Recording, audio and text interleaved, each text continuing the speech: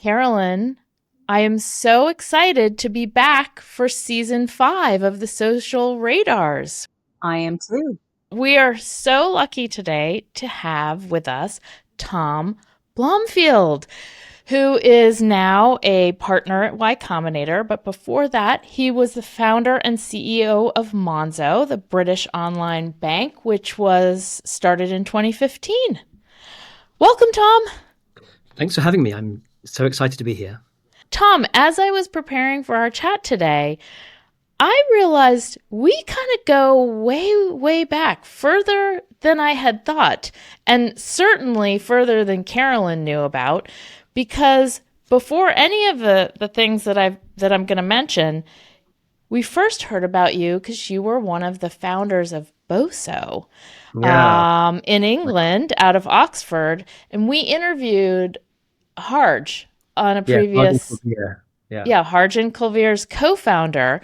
So you did that first with them, which I want to ask you about. Then in the summer of 2011, you went through Y Combinator with your other startup, GoCardless. Then you left GoCardless and joined another YC startup, a dating app, which was one of my all-time favorites that sadly didn't survive, called Grouper.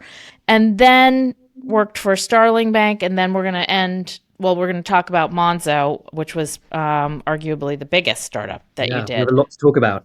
We have a lot to get through, so I'll try I'll try to stop talking now. I just had to set the table for everyone. But let's go back to Oxford. How'd you meet Harj and Cole, and how did you get started doing a startup there? Yeah, so I basically taught myself to code as a teenager, but I didn't know anyone who wrote software, like not a single person. And I turned up at Oxford and kind of threw myself into everything. And there was this one student organization called Oxford Entrepreneurs. It's like a kind of, I guess, as the name suggests, like an entrepreneurial society. And I got put together actually with 15 people. I think I was one of 15, so 14 other people to start a company. So 15 co-founders. Terrible idea. My goodness is all I can say. Yeah, it was kind of a disaster. But after doing that for like 3 months, it turned out Cool and Harj were two of the other people in the 15, and they were like taking it pretty seriously, and I was taking it pretty seriously. And so we just fired the other 12 and kind of did it ourselves. And it turned into an online student marketplace. So this was like 2003 or 4 probably. So like Facebook had like really just launched a year or two earlier. Kind of eBay was a big thing. And we were trying to do like hyper local Craigslist or eBay or something. And Tom, you were like 18 or 19 at this point? Yeah, about 19 probably. Okay. Yeah. Okay. And you had taught yourself to code and had no friends that were doing it. Were you always interested in making money or starting a company, that kind of thing? Yeah, I think so. My dad had started his own company, and I kind of looked up to him a lot and wanted to, I guess, emulate him and impress him. And so I always thought I would run businesses, but like my idea was kind of go into like private equity or something and buy businesses and turn them around or something like that. I didn't know the word startup. Like I just wasn't a thing in the late 90s in London, really. I didn't know anyone who worked with the internet. It was so foreign to me. And I did it because I just loved computers and websites. And my first job was building websites for local realtors in the little village I grew up in. I didn't know you could do it as a job. It was just so weird that I just assumed I would go and be a lawyer or a banker or something. That's what everyone around me was doing. And that's what your parents wanted you to do. You were studying law at Oxford, right? Yeah. Yeah. They wanted what they thought was best for me, which was to get the credentials and have a safe career. And it's what everyone around them was doing. And all my friends ended up doing. And it's just, it felt like being on this conveyor belt, it's just like going through high school and college, and you all end up in the city, and everyone's kind of competing for the most prestigious credentials on their CVs. You do the internship at Goldman Sachs or McKinsey. And I was on that conveyor belt as well, but building this company on the side just seemed way more fun. At the time I spent with Culvier and Harj, like writing code and like launching it and hassling our friends to use it, which is like way, way, way more fun than the internships at the law firm. But I genuinely didn't think you could do it as a job. And this was 2004 or something. It's just impossible to get funding. And And so when the two of them told me they'd applied to this thing called Y Combinator, this must be 2007, I kind of thought they were crazy, you know? It's like, good luck, guys, but I've got to do my finals. I've got to stick around in Oxford because I don't want to leave without getting a degree. That would be career suicide, I thought. Yeah. So they applied and got in, and I left the startup to finish my degree. Did you ever think of joining them after you finished your degree? Yeah, and I don't know why I didn't think harder about that, but like honestly, not really. It just didn't seem like real life. You know, it was just like Silicon Valley in California just felt like a different planet compared with London in 2007, 8. Which was I just assumed I was going to go and work at a big company and get another badge on my CV. Had you ever been to Silicon Valley at that point? No. Oh no, definitely not. I don't think I'd visited New York once, but no, never visited California. Okay, so it's safe to say that the state of your startup knowledge back then, when you were in university, was sort of limited to this entrepreneur organization. Is that right? And some early like Paul Graham essays, basically. That was really it. I'm not sure even if we called them startups back then or not. Maybe we did. Well, I'd like to know what you called them if you didn't call them startups. I don't know. It's like a project. Projects, Wow. right? 15-person projects. Yeah. Oh, that's so interesting. So you graduate from Oxford. You obviously didn't want to go into a proper, law firm job. What happened next? So I kind of figured out I didn't want to be a lawyer. It felt like a career that was more narrowing than broadening. You kind of specialize and kind of get trapped. And that didn't appeal to me. I still like distantly thought I wanted to run a business eventually, maybe later in life. And so I chose management consulting, which is like the career for people who don't know what to do with their lives. But the good thing I can say about it is that like it broadens you out, right? It gives you a lot of exposure to a lot of different industries. I was very junior. I made a very bad employee. My first performance review, my manager said I was highly disrespectful and I never got promoted. I just was not a good employee. And I was Why disrespectful? What would have happened at your job to make you disrespectful? I think, let's see, how honest do I want to be? Be honest. Be honest. I wasn't like very socially like well-adjusted, like pretty honestly. And I'd just been through 5 years of Oxford Law School, which basically taught you like the best ideas win. Like to win, you're the most correct. You're like truth seeking. Like if you think someone says something and you can see any logical fallacy, like you get maximum points by destroying their argument. I see. Okay. And you can see how that would go over very badly in a big company, right? Yes. I see exactly where that's going. Okay. That was a great explanation. I totally get it. And that kind of reminds me of Paul Graham a little bit. Destroying someone else's argument. And it's just not that productive. Like if you're very junior in a big company, your job is actually to make your boss as happy as possible and make your boss's life easy and make them like you. And really, if you have to put up with some like half truths to do that, or some logical fallacies, you're like, cool, sounds great. If that's what you think is the truth, then it's the truth for me as well. And my brain just didn't work like that. It was just like, the thing you've just told me to do is obviously incorrect for the following reasons. And then bad performance review, no promotion. I did hear in a podcast, I have this quoted in my notes, that you had never been promoted in your career. Until YC, yeah. I was going to say, and then at YC, you got promoted. So it made me happy. Yeah. I finally found a place I fit in. Yes. And since I'm digressing, I have to read one other note. I sometimes fixate on really random things, Tom, so I apologize in advance. I was looking at your Wikipedia page. It said, Blomfield spent his childhood learning programming languages, playing sport, and singing, though he was rejected by his school choir for being tone deaf and insensitive. So here's my question. Do they mean tone deaf by the literal definition? You couldn't hear notes? Or did they mean tone deaf in the way it's used now, the figurative way, which basically is insensitive? No, I mean, I actually kind of make it a rule to never look at my own Wikipedia article. I just think it's bad for your brain. And so, but I don't know who writes that stuff. I never sung. I'm terrible at music. I'm literally tone deaf. I can't like hear music. Like I can't hold a note. And so no, I never, hearing me sing is a very painful process. I never sung as a child. If any of your listeners want to edit that out of Wikipedia, I never sung as a child. That's total rubbish. Please, editors, edit that out. And you were never rejected by your school choir then? I actually was rejected by my school choir because they made the music teacher made every student try to sing and decide who she wanted in the choir. And I sung, I think, 2 notes, and she said, "Thank you very much. You're out. Get out of here." Okay.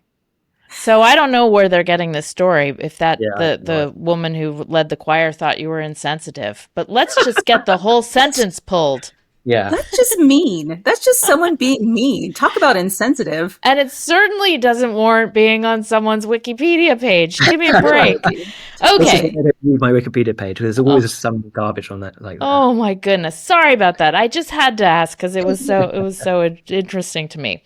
Okay, so you're not flourishing in the mainstream job, and so tell us about GoCardless. Yeah. So what happened? I was so frustrated with this consulting job that I decided I would find an even bigger, more prestigious consultancy called McKinsey, and I go there instead, and maybe they'd appreciate me. And I got a job there. And I took great delight in telling my bosses that I was leaving because this much more prestigious consultancy was going to not just employ me, but actually offered me a promotion as part of jumping ship. So I was very pleased with myself.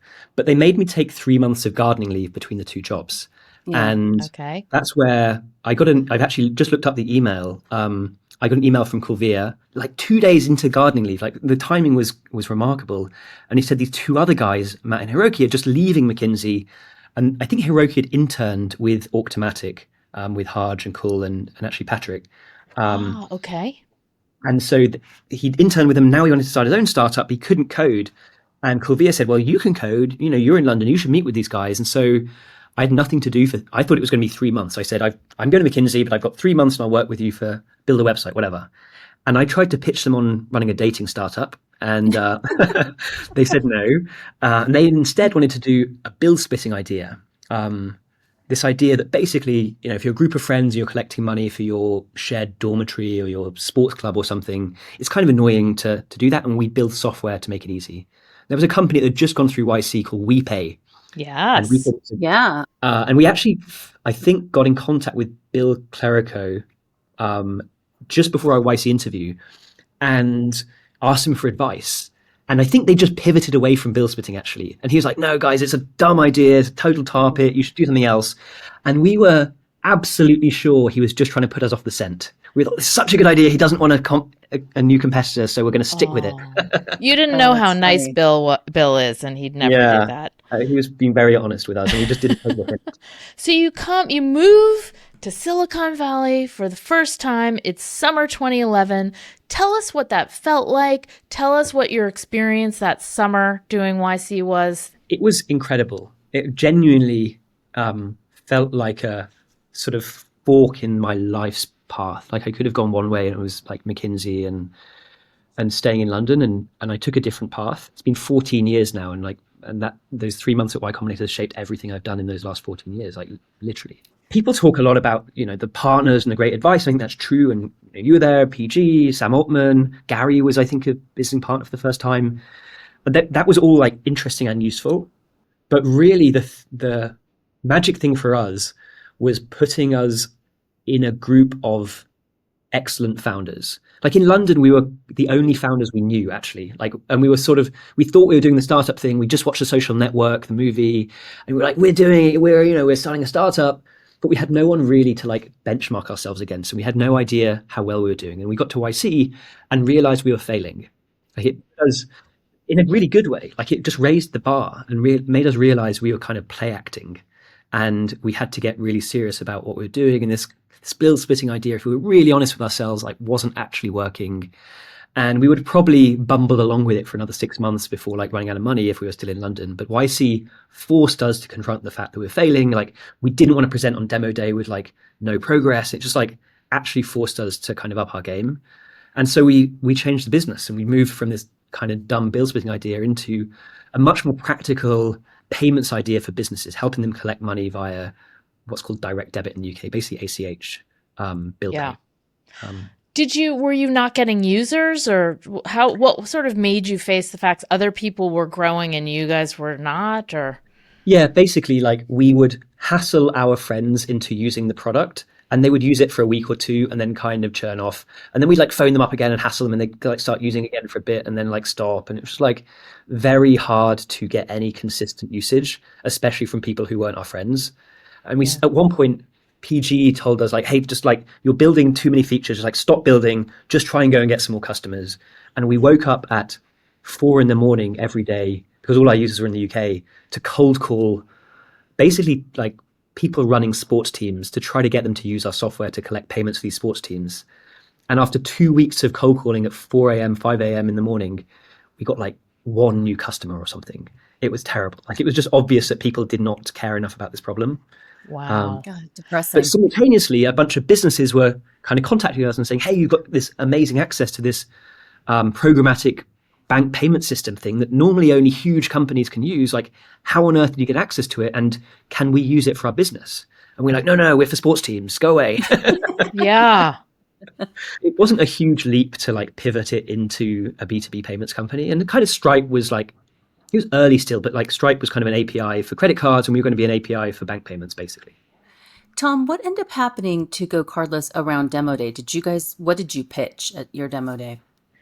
So I think this is the other great thing about YC. It just helps every startup frame its idea in like the most ambitious way possible.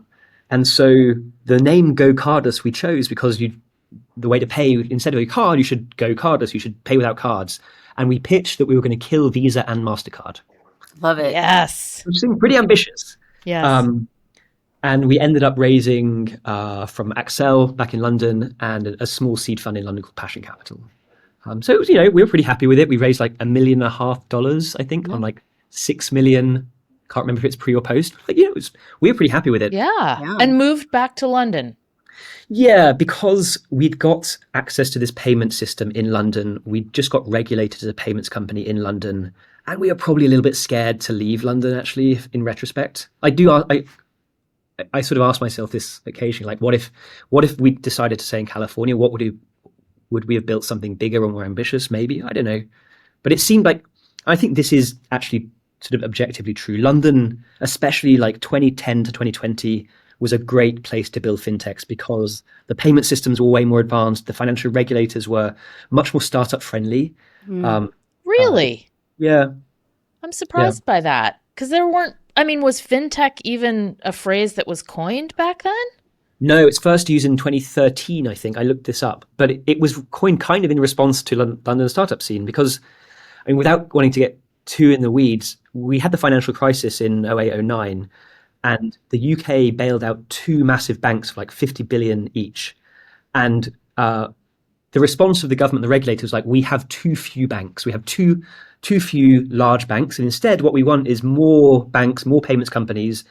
And they did this across Europe. We're going to make the barrier to entry to starting a new kind of bank or a new kind of payments company lower in order to get more competition, to make the system less fragile. The US had the opposite problem, which you had actually too many banks. There were about like 10,000 banks in the US.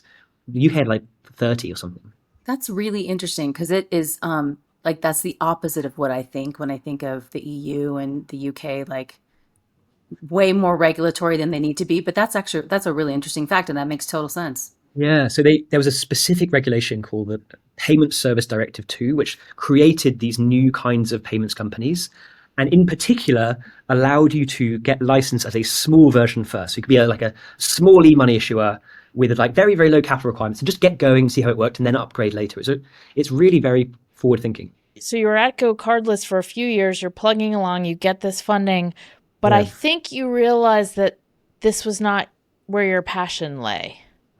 Yeah, like a few things happened. Our main board member from Accel actually left Accel to go to General Catalyst, and they replaced him with like a venture partner who just really ruined the vibe. Like he turned up to our first board meeting and told us that, I think he said something like, I voted against this investment in our investment committee. We shouldn't have invested. We overpaid, and you're going to do a down round. And I think the company sucks. Oh my God. But like that was his general approach. And this was, by the way, when I think Accel had like invested like a 10 million post money, and GoCardless is now worth like more than $1 billion. So they're such babies, Tom. But that was not helping. This like new board member who basically hated the fact that he was on the board. We weren't growing very fast, really, honestly. And I just didn't feel like B2B payments was like my life's passion. Ironically, the month after I left, I think was like the best month of growth we had in 3 years. And we're like, the business grew like 35% or something crazy. Oh, no. Everyone's like, it was Tom. It was Tom's problem. So what was your plan when you left? No idea. I'd never have had a plan with honestly, with anything I've done. It's always been like just jumping from thing to thing. Like I think taking risk basically has worked really well for me. And so I don't know. I didn't have a plan. I thought about writing a programming book. I wrote the first 3 chapters of a Ruby on Rails book. And I'd been following this YC startup called Grouper. I saw them launch on TechCrunch, and I looked myself up in the database. I was like user number 4,000 or something. So I just emailed the founders and said, hey, I love your product. I'd love you to come to London. Like, do you have any jobs? And they basically invented a job for me. Tell our audience what Grouper was, because I loved it. Yeah, I think it's great. The Grouper was this idea that it's a group dating website, sort of. So you sign up to the site and you nominate 2 of your buddies, and Grouper will match you with 3 people of your preferred gender. So it might, typically might be 3 guys and 3 girls, and it like sends all 6 of you out to a cocktail bar, and everyone paid like $20, and you got your first cocktail for free because the bar basically comped that round. So the business model is amazing. We'd make $120 per date. The users thought they were paying for their first cocktail anyway, so they were pretty happy. And it's like, it was very cash generative, and it grew really, really fast. And the thing I liked about it was at Oxford, we'd had these things called crew dates. It's basically like a guy's sports team would like match up with a women's hockey team or something, and like all 12 or all 18 of you would go out for like a dinner or something. It was like these fun social occasions, and Grouper reminded me a lot of that. That's what I loved about Grouper. It was low pressure dating, and you could go out and have a fun time. And if you didn't connect with anyone, fine, you had a great night and met a couple new people, and you were out with I would have been out with one of my girlfriends, and we would have had fun. Yeah, I thought it was a great idea. And I went on a bunch of groupers, and they were really fun, and I really enjoyed it. And there were just a couple of problems with the product. Basically everyone, like lots and lots of people tried it once, and almost no one tried it twice. We just didn't have any repeat usage. Why? Yeah, that's weird. I don't know, really. I mean, there were so many, we theorized, and a big one is sort of the lack of agency. So on a normal dating app, you swipe and you choose who to match with, and you choose who to go on a date with. And if it's a bad date, you're like, I made a bad decision. I'll try harder next time. With Grouper, we did all of the matching. It's totally blind. And so you like connect your Facebook account, your Instagram, and we kind of tried to figure out, we asked you a few questions. We try to figure out who we should match you with of people who've signed up on the same night. And you turn up on this date and you're matched with a bunch of people, and you're like, you think I get on with them? Like, how dare you? Like, what do you think of me? And you just have no agency. So you're like, Grouper's given me a bad match. Like, why would I trust that they'll give me a better match next time? The user isn't in control of who they're meeting. Oh, interesting. But that's just a theory, honestly. Yeah. We had like other theories about why it didn't work. But in any case, after about a year, the company folded and basically laid everyone off. It's very sad. And then what did you do? So I lost my visa. It was pretty traumatic because I was on an O1 visa at the time, and I turned up to work on like a Monday morning and had my like termination papers handed to me by the head of HR. I was like, what the hell? Which meant I had to leave the country, which was pretty brutal. And I landed back in London, and back at GoCardless, I'd met this lady, this lady called Anne Bowden, who was a very, very senior banker. She was like chief operating officer or something of one of the big banks. And she'd become an advisor at GoCardless and, bounced between a few different jobs. And I was kind of chatting with her every 2 or 3 months. And she tried to buy a bank to start with. And she was really following the regulation very closely. And was like, we can actually get a banking license from scratch. And so like literally the day I landed back in London, I went to see her, and she'd assembled a small team, and she's like, I'm going to start a bank. And it was very funny. I basically she paid all these consultants who were going to, like one consultancy was going to get her the license, and another consultancy was going to write the software. And I went in, and like we talked about earlier, my brain just like saw all this stuff, and I was like, logically, this does not make sense. And I like sort of went through her plan. I was like, this is wrong, and this is wrong, and this is wrong.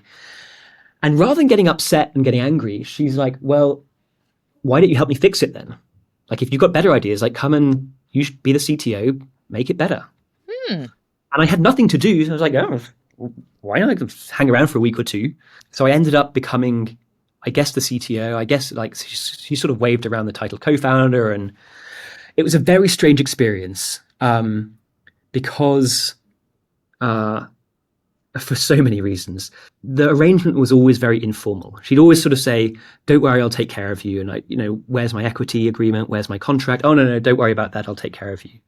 And I put my life savings into it. I put about $100,000 of my savings to like pay other, because I recruited a bunch of engineers. I got Jonas to move over from New York. And I'd start paying them out of my own pocket. And she'd always say, don't worry, we'll. Wow, Tom, that's a lot of money. Yeah. And I was 25, I was 26, 27 at the time. It was like all of my life savings. But I thought this like idea was so huge and so exciting. And I trusted her, and she'd say, don't worry, I'll take care of you. And I trusted that. And we tried to raise money. But the issue, I think, was, she was very, very experienced. She was probably in her mid-50s. And she came from a world where for deals like this, you'd go and raise like $1 billion from private equity and banks to buy another bank, right? And the numbers she was talking about were like hundreds of millions or billions.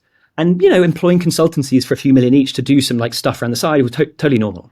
And so we turn up to these meetings with private equity, and they'd look at me and think like, who is this kid? Like, he can't be the CTO of a bank.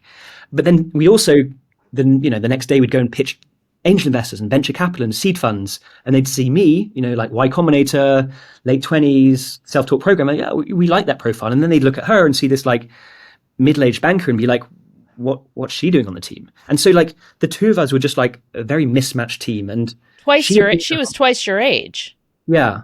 And she was very experienced, and a certain set of investors loved her and hated me, and a different set of investors loved me and hated her. Yeah. But there was no overlap. No set of investors liked us both.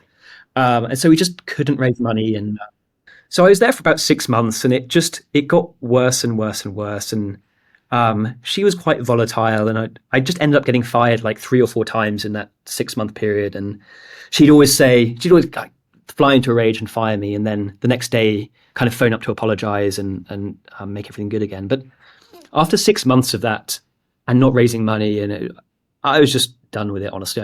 I decided I couldn't work with her, and so I resigned. I just said, keep everything. I'm just going to go on vacation. I need a break. And her response was to call an all hands meeting and fire the entire team on the spot, which was just wild. Did she think you were trying to steal them or something? And so she was just going to fire everyone before they had a chance to leave on their own? No, I think she just flew into a rage and couldn't control her emotion. It was because she phoned them up the next day and said, oh, no, I didn't mean to fire you. We'll come back. And they were like, no, thanks. Oh my gosh. Okay. So this is an interesting story, but just 2 really simple lessons. And I know, Carolyn, you'll agree with me. You shouldn't be fired several times and rehired by your boss, the CEO at a startup, right. And so get everything in writing and get your investment like legally, properly papered. Yeah, totally. Tom. Like an equity agreement and investing. You're absolutely right. And I knew this myself at the time, and I just made excuses. But you're totally right. And like, I think picking a co-founder that you believe is like high integrity and smart and hardworking and like honest is really, really important. And I was just so excited by the vision and the potential of the idea that I overlooked a lot of other stuff that normally you shouldn't overlook. Yeah. It's kind of like being in a bad relationship. You sort of overlook some red flags. Yeah, it's crazy. So I was out of a job. The other like 12 people I'd hired were out of a job. And we went to the local bar. And basically after a while, we're like, wait a second, why don't we just do this ourselves? Who said that? Do you remember that moment? We actually went back and forth for like 2 weeks trying to negotiate with Anne to be like, we've all worked for like 6 to 9 months on this project. Like, you can't do this on your own. Like, and we don't want to work with you anymore. So like, we'll negotiate. So you take some equity and step back, and like, we'll run the company, because we didn't want to abandon all this work we'd done. But after 2 weeks, we kept getting to an agreement, and like lawyers would draft up the paperwork, and then she would just like fly into a rage and rip it up and say, "You're all fired again, the fuck out." And it was like, what the so after 2 weeks, at the start of the 2 weeks, there's no way we can start again, there's so much wasted work. By the end of the 2 weeks, it's like, well, there's no other option, like this is not someone we can negotiate with, it's not being reasonable, so we've just got to start from scratch. Yeah. And yeah, it's So there were 13 of you who she had fired out of, and you all started Monzo like a few weeks later. Yeah, I think there were, including her, I think there were 14, and 13 of us started Monzo. Oh my goodness, what a stat. But the crazy thing is that, so we found out later that we were actually not the first team. She'd had a previous management team that she'd basically done the same thing to. She'd hired a bunch of people and then fired them, shut it down, started a new entity. And then after us, she went and hired a third management team and stuck with it. And Starling is now like a pretty successful bank. Like it's a multi-billion-dollar company. She Really? actually like I was got just the gonna license, ask, built the bank. whatever happened? So she ended up making it work even after being a terrible boss. Yeah. That's Yeah. Wow. Yeah, Starling's a good company. They were more focused on B2B. Like by this time, Monzo was doing well in consumer, and so they focused more on business banking. But she ultimately raised money, I think, from like a hedge fund billionaire. Basically, personally bankrolled it, gave her like $100 million, and yeah, she built the company, built a team, built the technology, got a license. It was pretty remarkable. I'm surprised. But Me too. so you all said, okay, we're going to just start from scratch, rewrite the code. Were there things that you said, but we're going to change this, or we're going to focus more on this because that was what we wanted to do? Not a big change was that we'd started writing in a combination of Ruby and Go, because like I liked Ruby and I'd hired a couple of Ruby devs, and some of the other programmers liked Go more, and or whatever, we couldn't decide. And luckily we managed to scrap all that and just rewrote everything in Go. It's much, much better. But like in terms of the product, we'd actually not built very much at Starling. And yeah, it was just very, very early still. So we started from scratch. I think at Starling, or at least when I was at Starling, which I think it was called Starling, the initial idea was basically to go and piece together off-the-shelf systems from different banking vendors. And we would build a bank by like cobbling together like a core banking system and a payment processor and a credit card processor, and like kind of cobble it together with a lot of external vendors. And we'd spent 4, 5, 6 months meeting with them all and realized it was all just kind of vaporware, and we should just write more or less all of it from scratch. And so when we started Monzo, we'll just write more of it in-house from scratch. And that works super, super well. Wow. I bet it was so much better written than like Lloyd's Bank, could have ever produced something. Yeah. The crazy thing about the big banks is the software was written before the internet existed a lot of times. And it was, the way these big banks grew was by acquisition. So there's like multiple small banks, and like one bought the other, and then the next, and then they never consolidated IT systems. So they'd have like multiple different systems all written in like COBOL from before the internet, and they'd be trying to have these things operate a 24/7 bank on the internet. It just doesn't work. So the opportunity to start again with a kind of greenfield with modern databases, modern programming language. It's like banking software is actually not that hard, but all of the banks are running on tech that's like 50 plus years old. Wow. So that's an advantage that you had, that you could all just build it all from scratch. Yep. Can we pause for just a second so I can ask Tom, at this point, so it's been many, many years, what are your parents thinking of all this, of your whole journey? Well, my mum passed away, sadly, like halfway through building Monzo. My dad is very proud. I mean, he put an angel check into Monzo in the first round. Nice. Oh, boy. Me and a couple of friends of mine and my uncle all angel invested in the first round at like a 10 million valuation. So they're very happy. Yes. And they were big supporters. Like my dad and my uncle especially were like big early users of the product. And they just gave so much like brutal product feedback. Like whenever anything wasn't working, I'd get like angry emails about like, got to fix your product. But they're big, big, big supporters, and I think very proud. And it's yeah, it's been really nice to have friends and family be like early investors and to have like actually made it work for them and to give back life-changing amounts of money sometimes. I would like you to tell us what Monzo had when you were first building this that was just so embraced by the users, like you didn't have to go into a branch to set up an account. Yeah. I'm recording this from the Monzo office. I've just been talking to all the Monzo product managers about like this exact question, like what was the thing in the early days that was kind of magical? When we all started Monzo, we had no idea what the answer to that question was going to be. Like literally, we didn't know what the product was really going to be. We thought maybe we'd have like an API and allow developers to build apps on top of their bank or something. I was quite analytical, I think, and I assumed we'd have to offer like loads of cash back or like a really high interest rate or something.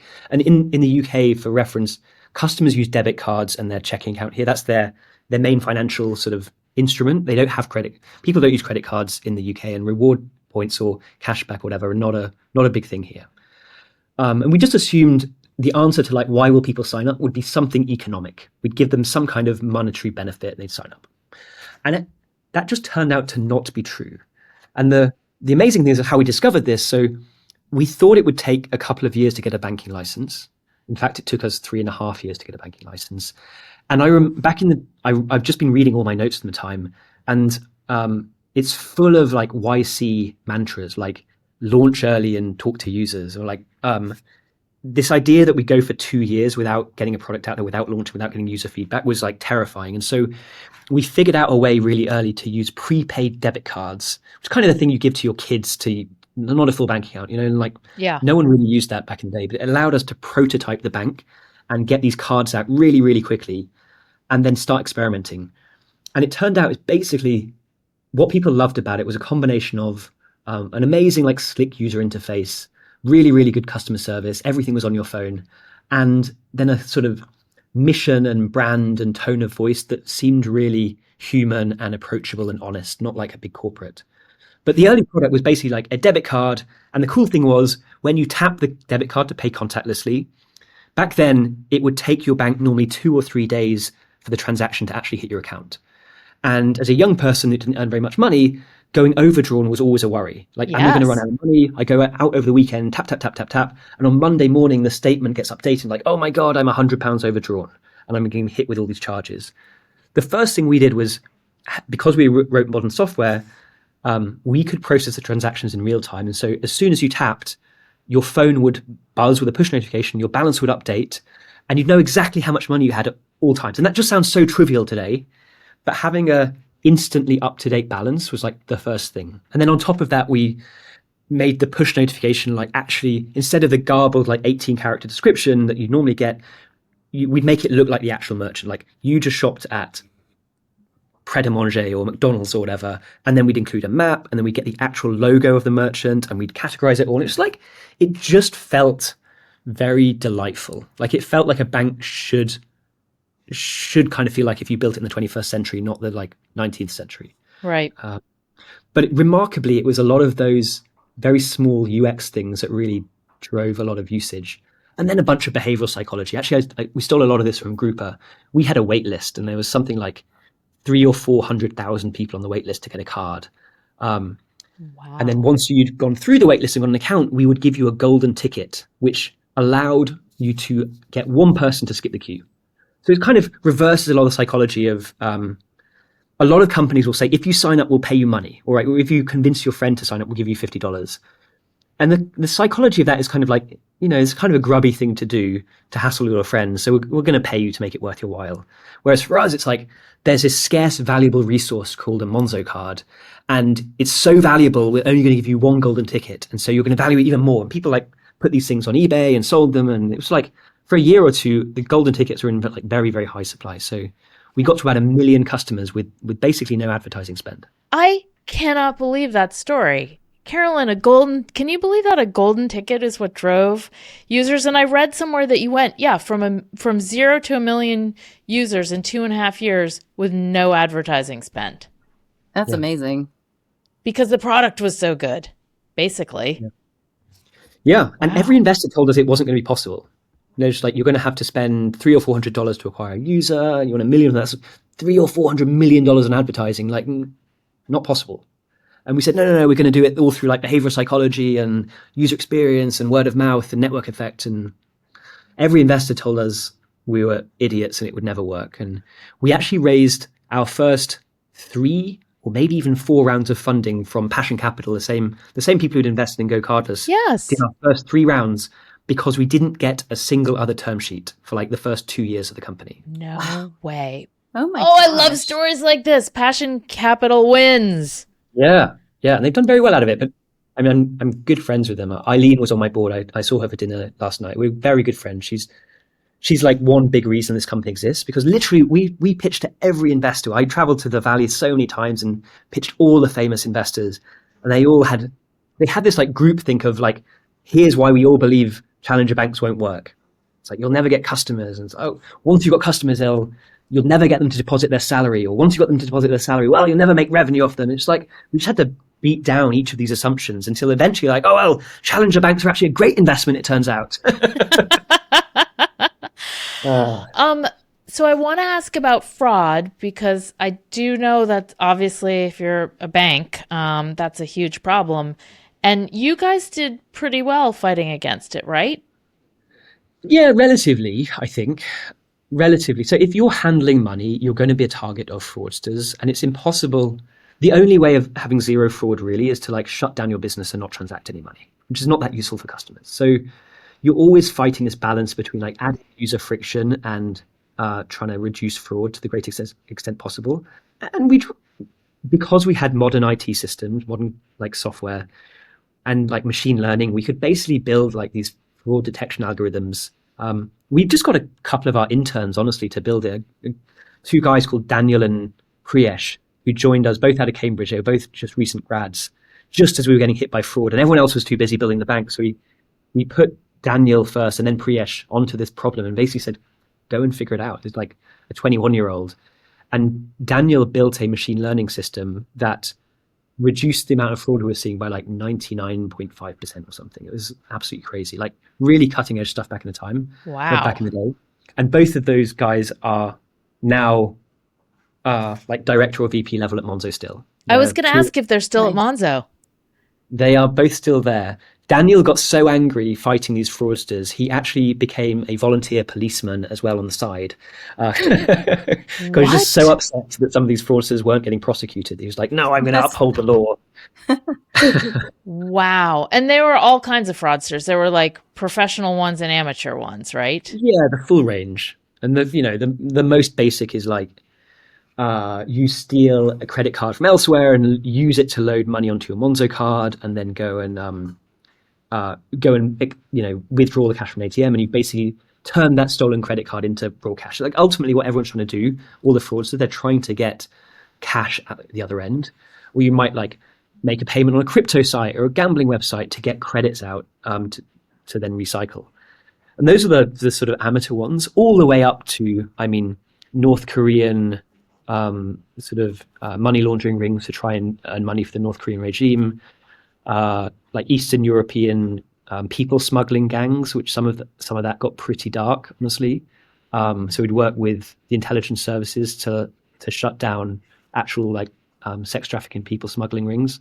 One of the most memorable was we got this big wave of chargebacks, about 2017, I think. And they were all from gas stations. So you could go to a gas station, you could put your Monzo card in and, pump a gas tank full of gas or petrol in the UK. Like fine, or whatever. How much is a gas tank full of gas? It's £100 maybe, something like that. But we got these chargebacks for sort of £10,000 or £20,000. It's like, what is happening here? And it turned out what the criminals had figured out, that as long as your Monzo card had at least 1 penny on, all of the gas machine the petrol pump would check that it had at least a penny on and then allow you to pump unlimited gas. Fine. But still, how are they doing more than a tank's full? What these guys were doing was taking Ford transit vans that they'd retrofitted and turned the back of the transit van into a huge gas tanker and gone in the middle of the night, put a Monzo card in, authorized 1 penny and then pumped £20,000 worth of gas into the back of these transit vans. Oh my Oh God. my goodness. So that one was funny. And the police really paid attention to that one, because ultimately what you've got then is like a rolling bomb. £20,000 worth of petrol in a Ford Transit van is extremely dangerous. I So wouldn't want to be driving on the motorway with that next to me.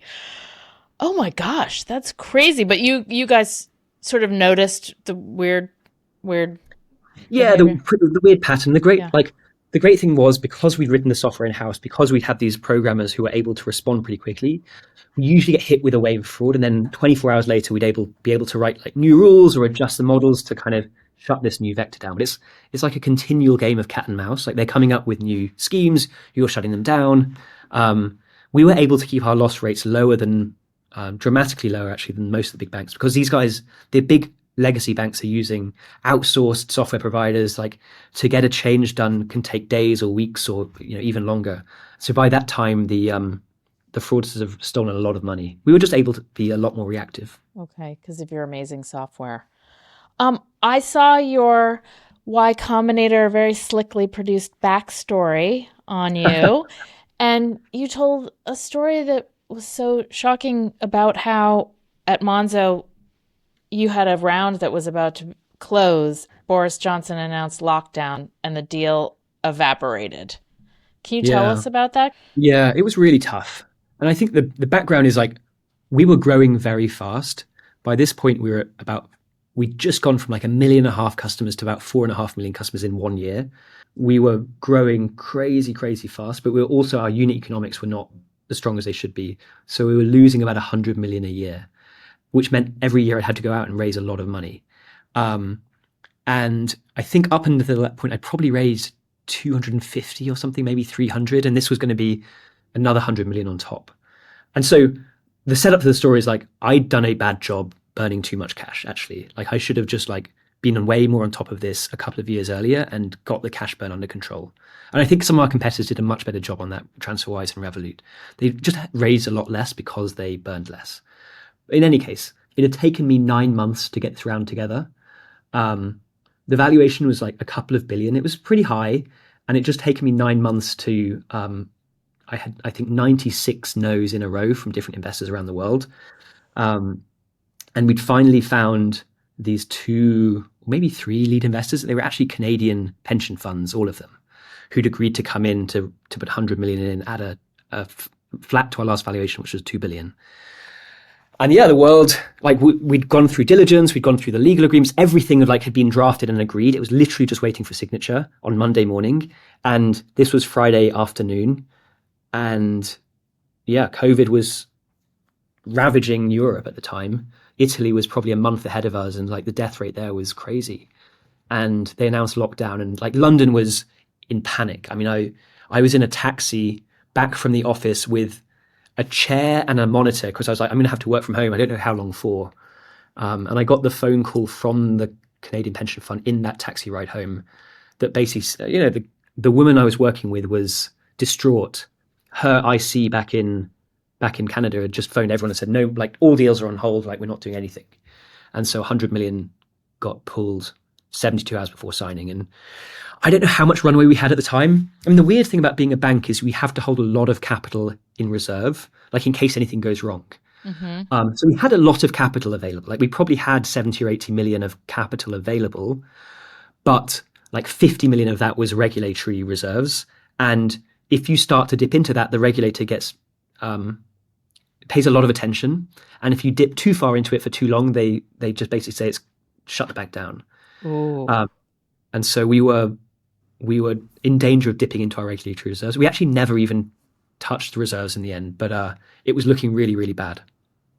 How did you pull out of that situation? We went to the existing investors and asked them to support the company. And it was not a fun process, honestly.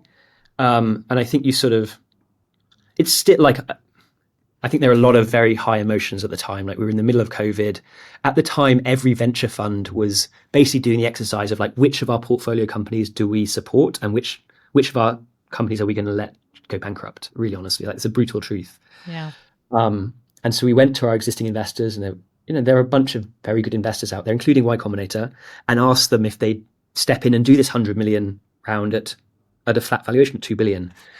And initially, everyone was sort of like, yeah, well, of course we'll step in. And then a few days or a week went by, and they obviously talked to the rest of their partners, and they were deciding which companies they wanted to. And a couple of the funds said, actually, we'll do it, but we don't think we should do it at the 2 billion valuation. We'd actually like a discount. We'd like a cheaper price for supporting you. And I'm very conflicted about this whole process. It felt like a betrayal, but that I realized that sort of maybe sounds very entitled. I had built a company that was burning 100 million a year. Right? That was on me. That was my fault.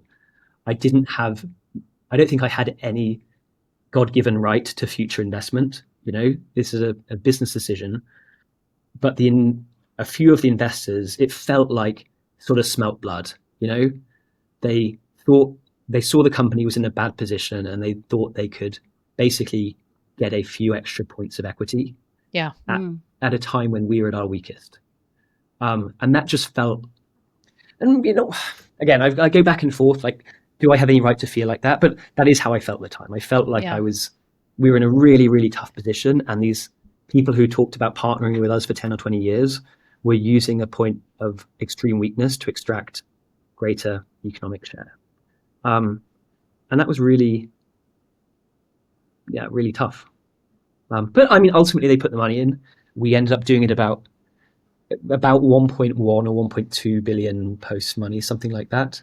So it's sort of 40% discount. But again, it's, boo-hoo-hoo. I only raised 100 million at a billion valuation. In a sense, that's like, it's great. It kept the company alive. Many, many, many founders would be delighted to get that amount of money for so little equity. But at the time, it just felt... it was a down round. Yeah, it was a down round, and the press really leapt on it, and it really hurt morale. It led to a lot of stories about in the press and whatever. Monzo recovered eventually, but it was tough. But that was sort of the key. You got that money and were able to sort of scratch forward. I bet a lot of people opened up new accounts, though, with COVID, not having to go into a branch. Yeah, I think so. And that was around the time, honestly, I left the company. So I got the round agreed with the existing investors. But I was at such a point I'd been fundraising for 9 months. I mean, the pressure of running a regulated bank had got to the point where I was not in a good way. I was about to say flippantly, like, I wasn't having a good time. And I think that's a enormous understatement. I was at the point where I had insomnia. I wasn't sleeping. I was massively anxious and depressed, and just probably not making good decisions as a result. And I just hit a wall where my brain stopped working. And I just had to go to my board and my investors and say, I just don't think I can do this anymore. And it was not a great point to leave the company.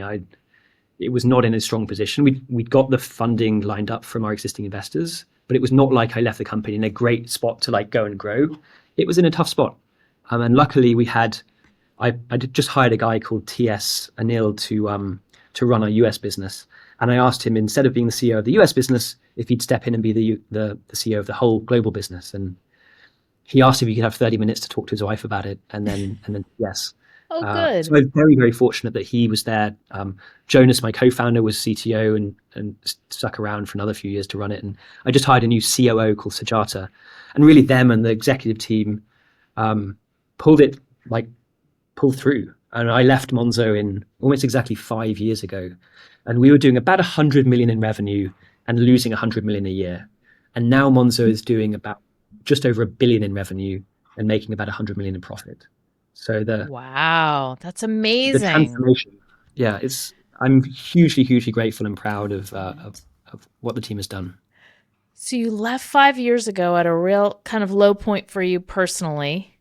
Yeah. I imagine you spent some time recovering? Yeah. I mean, my brain really didn't work. I couldn't think straight. It was so weird to say. And a couple of silly, trivial examples, but when you get, you sort of log into a website and you get those 2-factor authentication codes sent to your phone and you have to type in the number. I couldn't remember a 6-digit number. I'd have to go number by number and type in one after the other because I couldn't hold 6 numbers in my head. My memory was totally shot. I tried to take a vacation. We were in lockdown. Eventually COVID lifted and I tried to book a flight somewhere and I just couldn't.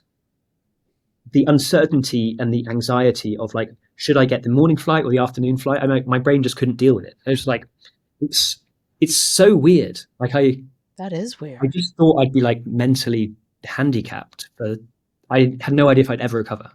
And it felt, my brain just didn't work. It was such a bizarre experience. But after a couple of years, I got back to like, it felt like I was back to 90%. And now After I a never few thought years, it took you years. 2 years to get to 80 to 90%. And I thought that was where I'd stop. I thought I would never be as sharp as I was. And luckily that's not, I feel like I am actually back now. Probably after 3 or 4 years, my brain, it's like when hard problems come up, my brain starts firing. Like my brain starts like looking for the answer now. It was before a hard problem comes up and my brain would retreat and say, I can't think about this problem because it might cause more anxiety. But now my brain like actually like actively attacks problems again in a way that makes me feel like I did before. But it literally 3 or 4 years to get back. Wow. Well, I'm glad you're back. Can we talk about your time at Y Combinator, and at what point did who reached out to you and when to be a visiting group partner? So Anu from Y Combinator on the continuity team was on my board at Monzo, so I knew them pretty well. And then I think Anu must have said something to Michael or something like, Tom's sort of available and whatever, he could be a good VGP. So Michael, I think emailed and I met him and a few others. And I'd actually been angel investing. So for most of 2021, for about 9 months in 2021, I started angel investing. I made about 75 angel investments. Over a which was 9-month really, period. yeah. Wow, it was Tom. great. And so I'd sort of had a crash course in investing. And basically Michael said, well, you're doing this angel investing, but you could do it with our money instead of yours. And you'd have, a bunch of colleagues around and a finance team and a great legal team to help you do all the documentation, which honestly I hated. And he basically said, you can do all the stuff you like and seem to be good at, and you'll have a team to do the rest of the stuff that you don't enjoy so much. And it seemed like kind of a no-brainer. And in a way, it felt like coming home, or at least coming full circle. Let's put it that way.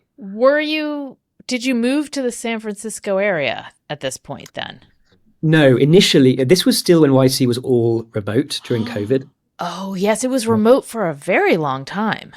Yeah. So this was end of 22, early 23. So I did 2 batches the entire batch was fully remote. So it really didn't matter where I was. So I did them from London mostly and kind of did a few trips out to San Francisco.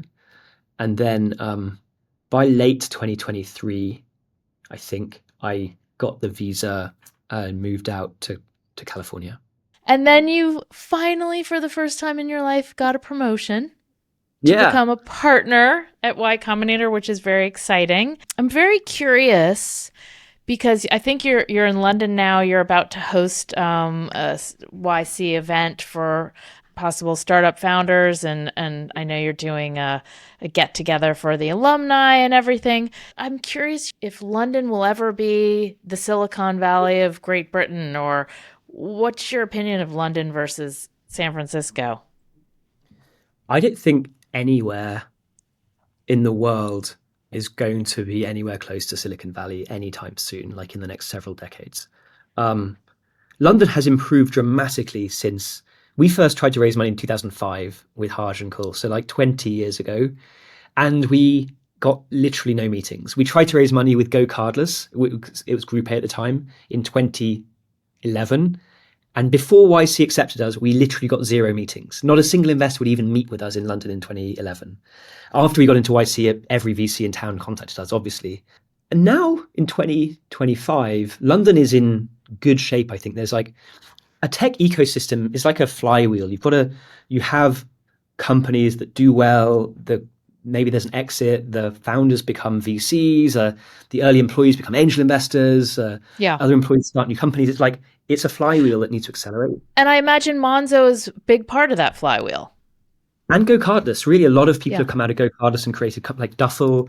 Steve is a YC alum and a GoCardless alum, and like dozens of companies come out of both companies. So London is in a strong state compared with where it was 20 years ago, but compared with Silicon Valley, it is a different universe still. But I think that's true of anywhere. Like even like Boston is a different universe, really, to Yes. Silicon Valley, right? What's the one ingredient that London could have that you think could make it better for startups? Optimism. It's a single thing. It's when I said to people in London that I was going to start a bank, I was 29 years old. I never worked in a bank, and people told me I was stupid. Lots of rude words I can't repeat on this podcast, but we have so many phrases in Europe that are designed to drag people down, like too big for your boots, or ideas above your station, know your place, tall poppy syndrome, all of this stuff. Like, you shouldn't aspire to be different or exceptional. You should just stick in your lane. And that's such a really European trait. I think it's like hangovers from like the aristocracy and the class system and stuff, just like keep the peasants in their place. But California feels still like a kind of frontier state, like Silicon Valley especially. There's like there's like abundant wealth to be created. Europe feels like there's finite wealth and everyone's fighting over their share of a fixed pie. Yeah. Whereas California feels like there's potential, like abundance. There's like such an enormous like set of opportunities.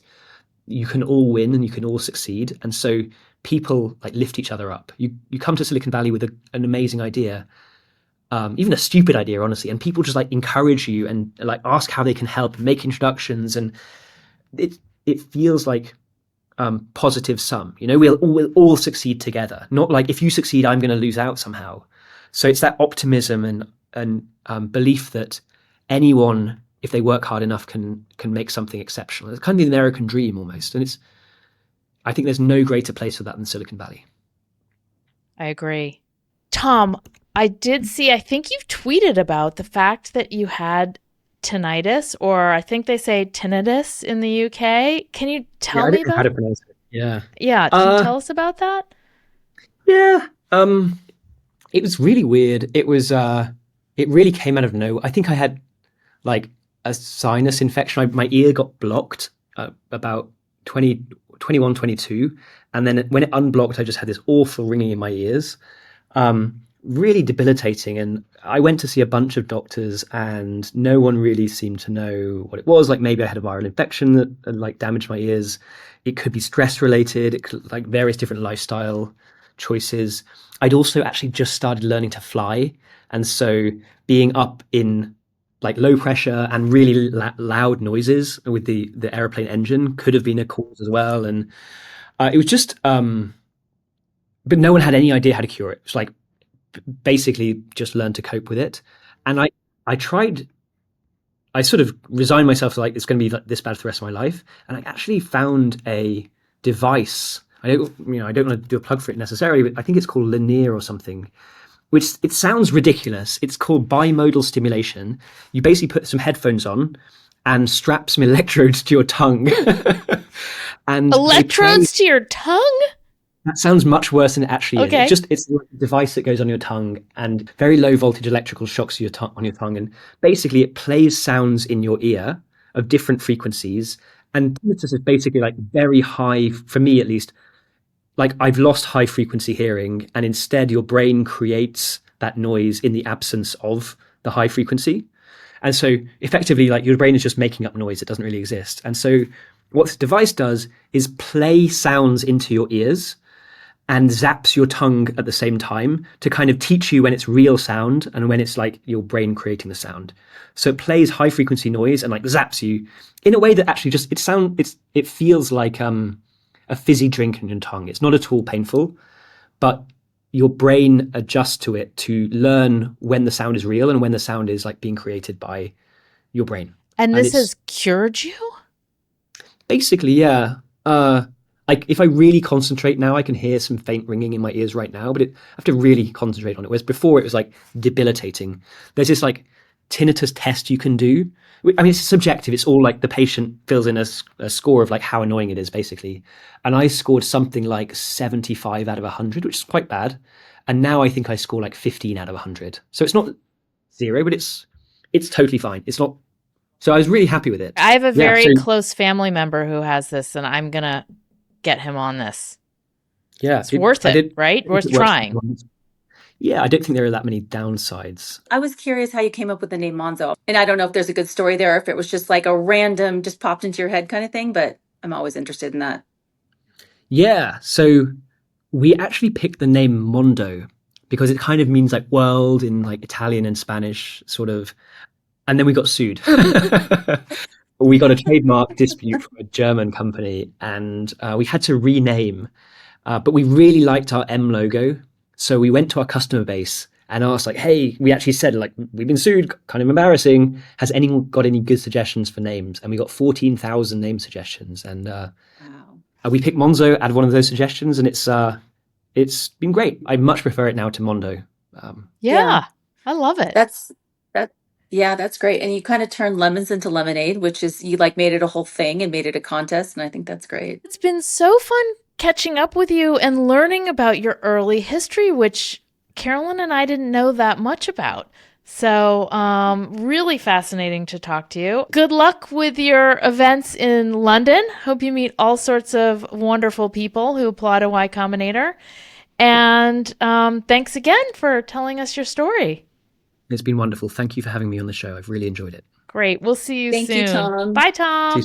Great to see you. Carolyn, that was so fun catching up with Tom. Yeah, it's great to catch up with Tom. And I actually had forgotten that he was Grouper too. I hadn't thought about Grouper in a while. That was such a fun startup. I'm sad that didn't work. I am really sad. I feel like we need to get Waxman on here someday and talk about the death of Grouper. But I had kind of forgotten that Tom was originally involved in Boso with Harj and Colvere. I, of course, remember him from, GoCardless, but he has all these different YC touch points through almost every part of his, post-university career. It's kind of interesting. Yeah, it is interesting. I'm so glad he's a YC partner now. He's doing such a great job. And spending some time in London, getting people fired up for startups. So that's exciting. He's spreading the optimism, which is exactly what you got to do here. Because there definitely is a mentality here of like, if you fail, that's bad. Whereas in Silicon Valley, failure is not held against you, and you just go on to the next thing. He has a lot of good lessons learned for startups. Get everything in writing. Don't listen when the CEO says, "Oh, I'll take care of you. I'll take care of you." You can say, "Thanks, I really believe you, but I do need to get the legal paperwork, and I'm not going to be able to, keep going until I get that from you." I mean, he lost £100,000. That's so much money. I was actually, when I asked the question about what his parents at the time thought about his startup journey, I was also thinking to myself, what if one of your children comes to you and says, "I'm really sorry, but I just lost $100,000 and I just don't feel like getting it back. I don't feel like fighting with the person who took it." And you'd be like, "Wow, dude, go be a lawyer. Like, this doesn't happen to lawyers, Yeah, exactly. But yeah, so many lessons like that along the way. So many lessons like that. And choose your co-founder and spend your money wisely and be very on top of your burn because it's, and it can catch up with you. And all of a sudden you're raising money on not a strong footing, and the investors will stick it to you. At the end of the day, most investors are not meant to be kind-hearted people. They're there to get the deal done. And you can't control something like COVID lockdown, and his entire deal evaporated. I mean, how depressing is that? Which is another lesson. It is never a done deal until the money is in the bank. That's true. So that was a great episode in terms of interesting stories and important lessons for founders to learn from. Yeah, I loved it. Exactly. Yep. All right. See, Levy, it's going to be a good episode, and I can't wait for it to come out. I know, me too. I will see you next time. See you next time. Bye. Bye.